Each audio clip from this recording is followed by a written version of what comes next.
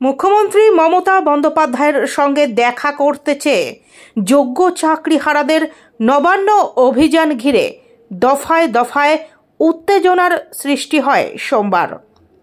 Police Mallick ফটকে আটকায় মিছিল।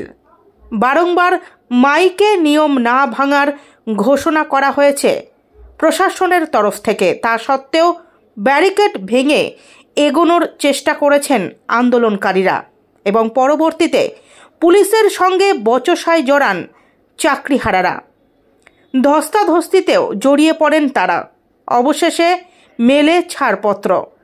সোমবার দুপুর 3টে নাগাদ মুখ্য সচিবের সঙ্গে কথা বলতে নবান্নের পথে 18 জন যোগ্য চাকরিহারা শিক্ষক শিক্ষিকা ও শিক্ষাকর্মীদের মধ্যে থেকে ওই প্রতিনিধি দল যাবে নবান্নে।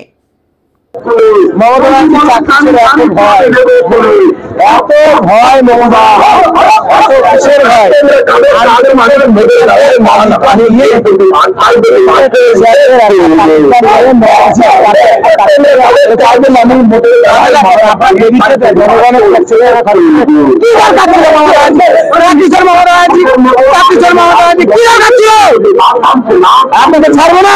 আপনি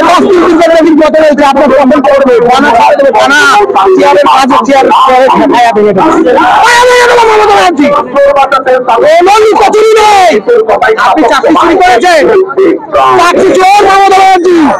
আপনার মন্ত্রী ছেলে, আপনার লজ্জা নাই?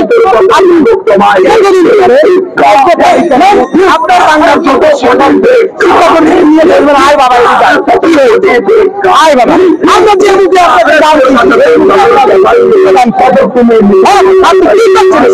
আমাদের জীবন নিয়ে আমরা যাচ্ছি।